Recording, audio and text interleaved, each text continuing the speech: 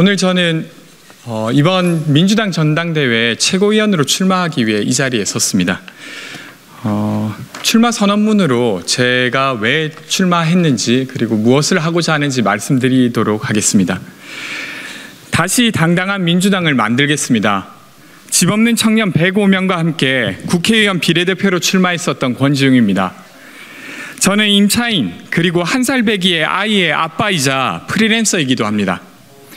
저는 누구나 겪는 경험이라고 치부되었던 청년들의 주거불안 문제를 사회의 문제로 처음 꺼냈던 사람입니다.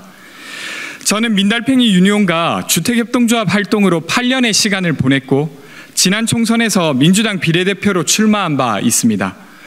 이후 당의 요청에 따라 민주당 상근 부대변인, 대선 청년선대위원장, 그리고 당 비상대책위원으로 당을 위해 일해왔습니다. 저는 이번 전당대회에서 민주당 최고위원 선거에 출마하고자 합니다. 주거와 청년 문제를 오랫동안 다뤄왔지만 주거 문제와 청년 문제만을 이야기하고자 이 자리에 선 것은 아닙니다. 청년이 다른 세대보다 얼마나 어려운지 말하려고 한 것도 아닙니다.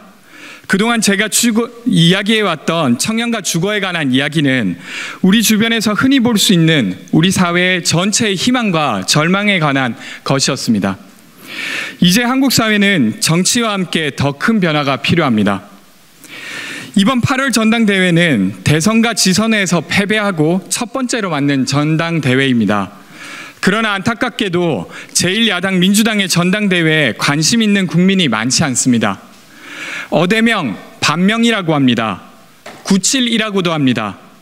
이것이 민주당이 국민의 지지를 얻을 대안이 됩니까? 이러면 정말 민주당이 달라지는 것입니까? 이대로는 민주당의 희망이 보이지 않는다고 생각합니다.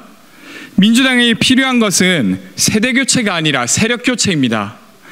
민주당이 다시 보통의 사람들의 민주당으로 나아갈 때 비로소 더 많은 시민들과 함께하는 정당, 국민 속에서 이기는 정당이 될 수 있습니다.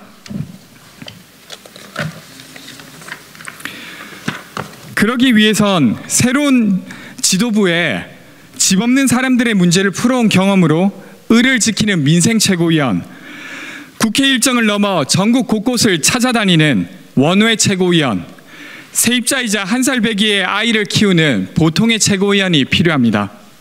이런 최고위원 한 명쯤은 있어야 하지 않겠습니까? 제가 최고위원이 되면 당을 이렇게 바꿔나가겠습니다. 첫째, 민주당의 광장을 넓히도록 하겠습니다. 정치는 점점 소수의 전여물이 되어가고 있습니다. 투표권은 모든 시민에게 동등하지만 현실의 정치는 1인 가구보다는 4인 가구에게, 세입자보다는 주택 소유자에게, 비정형 노동자보다는 정규직 노동자에게 친숙하고 가깝습니다. 시민 각각이 가진 정치의 목소리의 크기를 각게 맞추려 노력하는 것, 그것이 민주화 이후 민주당에게 주어진 가장 중요한 민주주의의 과제입니다. 부모에게 물려받지 못한 청년, 그리고 가난해진 중장년의 주거 문제, 돌봄 문제, 비정형 노동 문제 등 이런 문제들을 민주당 가까이로 초대해야 합니다. 둘째로 책임지는 야당을 만들겠습니다. 윤석열 정부는 민생을 내팽개치고 과거로 회귀하고 있습니다. 시민의 삶과 민주주의를 위협하는 윤석열 정부에 맞서 싸워야 합니다. 그러나 정부와 여당의 실패에 박수를 보낼 수는 없습니다. 이 위기는 정부 여당의 위기가 아니라 대한민국 전체의 위기이기 때문입니다. 선출된 정부로서 윤석열 정부를 존중하고 견제하고 협업할 것은 협업하는 책임 야당을 만들겠습니다. 셋째로 당당한 민주당이 되어야 합니다.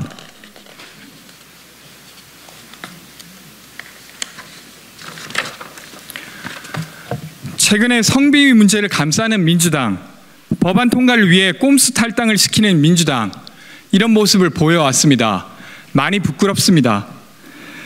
우리 민주당은 독재와 싸워 대통령 직선제를 이뤄내고 죽음을 건 단식을 통해 지방자치제를 부활시킨 정당입니다. 민생을 지키기 위해 현장을 누비며 다양한 개혁 아젠다를 만들어왔고 인권과 차별 문제를 근본적으로 해결할 차별금지법 제정의 필요성을 주장한 것도 바로 우리 민주당입니다. 하지만 지금은 어떻습니까? 민주당이 세운 정신과 가치는 도대체 어디로 갔습니까? 국민이 원하는 개혁이 아닌 우리끼리 원하는 개혁을 하는 고집스러운 정당이 되었습니다. 국민들이 보기에 민주당은 나는 옳고 우리가 한 일은 어쩔 수 없었다고 우기는 기득권 정당이 되어버렸습니다. 저는 지난 4월 비대위원으로 검찰개혁을 대선 패배 직후에 몰아붙인 것과 꼼수 탈당 조치를 공개적으로 비판하였습니다. 당시 이 사안은 당내 저와 다른 의견을 가지신 분들이 많이 있어서 쉽게 이야기하기는 어려운 주제였습니다만 필요한 이야기라 생각했습니다. 비대위원으로 첫 발언을 했는데 평등법 제정의 필요성을 말했던 것도 17년 전 차별금지법 제정을 약속했던 민주당이 국민들에게 더 당당한 정당이 되기 위해 해야 될 일이라고 생각했기 때문입니다. 아무리 정치가 유연하다고 하나 원칙을 스스로 버리는 정당에게 국민들이 신뢰를 줄 리 없습니다. 원칙을 지키는 당당한 민주당이 되어야 합니다. 그런 민주당을 만들겠습니다. 넷째로 N개의 민주당을 만들겠습니다. 지금 한국에서 벌어지는 문제 대부분은 인류가 처음으로 겪는 문제입니다. 다른 나라의 해법을 복사해서 풀 수 있는 문제가 아닙니다. 그러나 현재의 한국 정치와 사회는 중앙 집권적입니다. 다변화되는 문제를 대처하기가 많이 어렵습니다. 아래로부터 그리고 여러 지역으로부터 다양한 해법을 찾고 실행해야 합니다.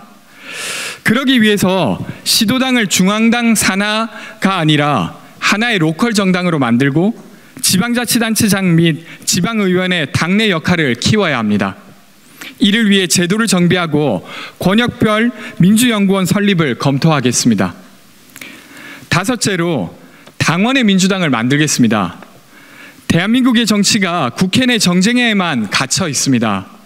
정치의 공간을 국회에서 사회로 넓혀야 합니다. 입법기관으로 민의를 반영하는 국회의원들의 활동은 너무나 중요합니다. 그러나 그것이 정치의 유일한 시작점이 되어서는 안 됩니다. 다양한 층의 목소리를 들어야만 합니다. 그러기 위해 주요 당직을 원외 인사로 임명하고 당과 당원 간의 거버넌스를 상시화해서 정책 발굴, 의제 발굴의 기회를 당원들에게 충분히 제공해야 합니다. 이는 2018년도 민주당 정당혁신위원회에서 제안한 내용이기도 합니다. 저는 최고위원에 출마하기까지 많은 고민이 있었습니다. 원외 그리고 청년 정치인으로서 쉬운 선택은 아니었습니다. 하지만 이대로 볼 수만도 없었습니다. 저도 전당대회에서 할 수 있는 것을 하겠습니다. 무엇보다 이번 전당대회로부터 상대를 적으로 여기는 민주당 내 혐오 정치를 끊어내고 다양한 비전과 정체성을 토론하는 장으로 만들어내겠다는 약속을 한 명의 후보자로서 드립니다.